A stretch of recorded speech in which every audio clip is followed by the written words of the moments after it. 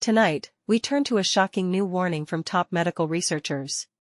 A new study in the Lancet medical journal says that former President Donald Trump's sweeping cuts to foreign humanitarian aid could lead to more than 14 million additional deaths by 2030 if they go fully into effect. A third of those projected deaths would be children. That's over 4.5 million children under the age of 5, equivalent to roughly 700,000 child deaths every single year. This stark prediction comes from a team of international researchers who examined health data from 133 countries. They found that for 2 decades, U.S. foreign aid has played an outsized role in keeping vulnerable populations alive, preventing an estimated 91 million deaths between 2001 and 2021. But the Trump administration moved to gut that system.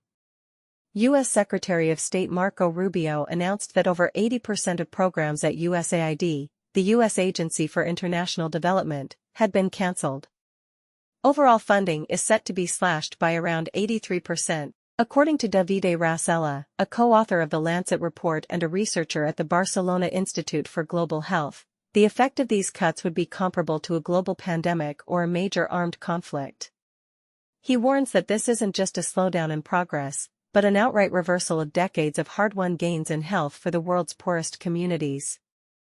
These cuts come even as world leaders meet in Seville, Spain this week for a United Nations-led aid conference, the biggest of its kind in a decade. Many of them are urgently seeking new funding sources to fill the looming gap. Meanwhile, on the ground, the consequences are already visible. In Kenyan refugee camps, the UN has reported food rations cut to their lowest ever levels after the US reductions. Aid workers describe hundreds of thousands slowly starving.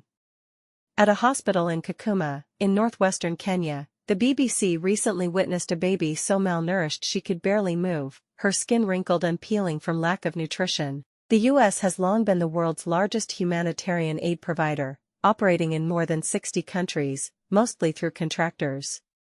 Rubio says around 1,000 remaining programs will continue under tighter State Department control and with input from Congress, claiming they will be run more effectively. But UN officials and aid workers are deeply skeptical.